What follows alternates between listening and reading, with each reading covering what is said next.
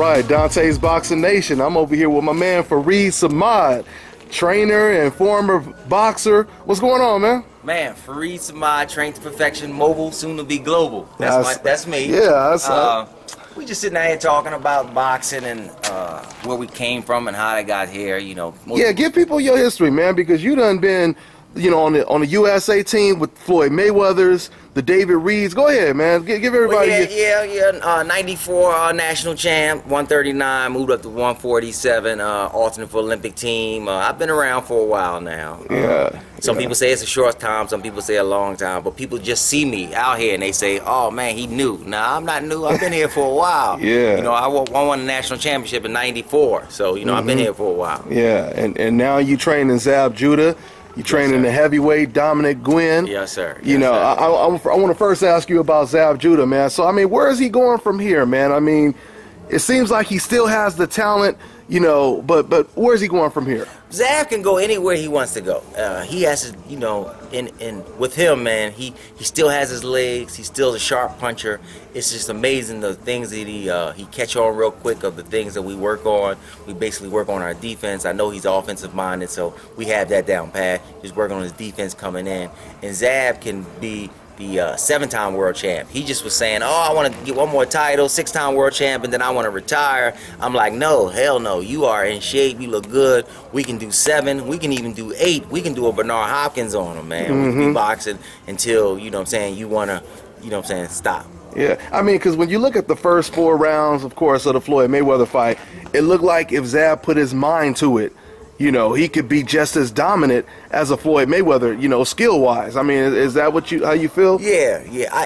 We talk about it, man. You know, it's like sometimes, like, if he can go out there and hit on somebody at will, he just lose interest and he lose that mental focus. So our thing is just, you know, stay focused and do different things to keep his mind set to go 12 rounds, just like he did the first round. And what about your boy Dominic Gwynn, man? I mean, did you just bring him back? I mean, he just came to you right now. How long has he been out, and what's inspiring him to come back? You know, I have to give all the credit to LaChance Shepard. LaChance and Tion Shepard, they're the Shepard brothers, man. They boxed for years and in the national team. I actually boxed LaChance a couple times, 2. He's the only guy to ever beat me. He beat me twice. He's a good dude, and he told me that he had a connection that he think that it would be right for me and Dominique to get together. Dominique had moved here first. I moved here June 25th, and I started training Dominique on July 1st, July 2nd. So, and we just been working together, slow, getting together, talking, collaborating on getting things together. What I've watched from Dominique is sometimes he's hit or miss. Like sometimes he look real good, sometimes he don't. And then his last couple of fights, he's basically just been taking the fights for the money or not being as great as shape. So, you know, I explained to him that I have a reputation like he does, and my reputation is not to lose. So we were going to get in the best shape of our life, mentally and physically, before we take some fights. And that's what we're doing now. He's fighting this weekend, Saturday, the 28th of February in Utah. We're going to get a W, then we're going to come back and look for bigger and better things. Yeah, so you got him taking it serious though right now. Yes, he's in the gym 6 days a week, man. I got to tell him to take a day off, man. Yeah. He's about that life right now. Yeah. I mean, how do you think, and I'm going to ask him later, but how do you think he feels about, you know, being that American hope? Because he was that Deontay Wilder before Deontay Wilder, you know, and you know, of course, that didn't work out. I mean, does that bother him, or yeah, does it motivate him that he's seeing what Deontay is doing? You know, it does.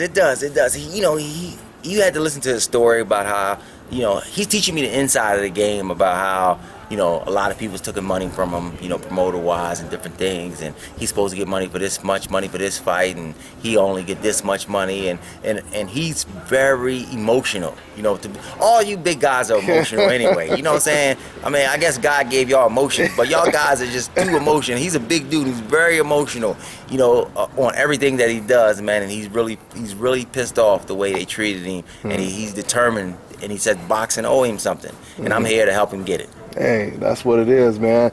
So let's talk about some big news going on in boxing right now. Of course, you got the biggest fight to possibly be made, May 2nd, Mayweather versus Pacquiao. You was on the USA team with Floyd Mayweather, so you know the ins and outs. You done seen him spar and everything. How do you see this fight playing out? What's your prediction? You know, boxing, not the outside of it, but the inside of the situation, styles make fights. Most people be saying, oh man, Manny can do this, Manny can do this. I don't care if Manny was back on steroids, you know what I'm saying, or allegedly back on steroids, and he was knocking people out like he knocked Hatton out and all that stuff.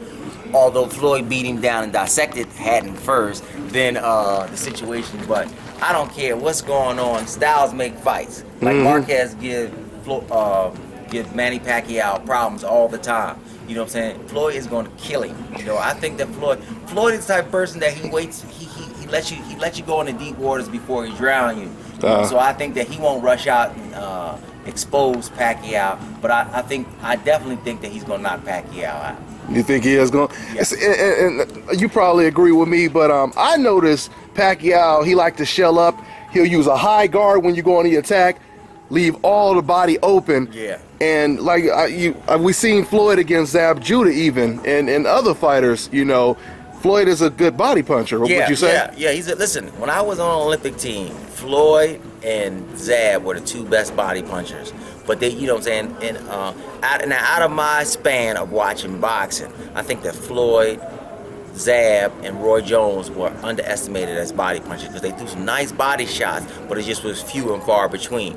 So, and one thing about Floyd is he finds out a reason or finds out a mistake that you're gonna make, and he capitalizes on it. And I think that, you know, he waits around like Ali and it exposes you. And I think that he's gonna expose Manny Pacquiao for what he is or what's going on with that jumping in tactic. He gonna catch him coming in, you know, with that pulling back out straight with his hands up high. He gonna hit that body. So I really think it's gonna be a whitewash. It's not gonna be as easy. It's gonna be easy, I think. You know what I'm saying? Or you think it's not gonna be as difficult as some people think Manny would be as an opponent, is what you're saying, right? Yeah. So what about the left?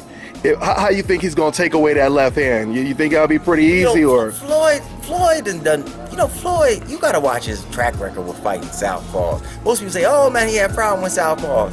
Everybody has problem with southpaws allegedly. You know what I'm saying? But him and Bernard Hopkins has a plan for southpaw, and they make him look really, really bad. Yeah, you gonna get a couple rounds in. You have to. You a southpaw. You know, right? Southpaws see right-handers all the time. Right-handers don't see southpaws. So you're gonna get some rounds. You're gonna get some wins in that another orthodox guy wouldn't get it. But you're gonna get a couple rounds in. Well, eventually, you're gonna get neutralized, and that's what he's gonna do. Yeah, man, nice breakdown, man.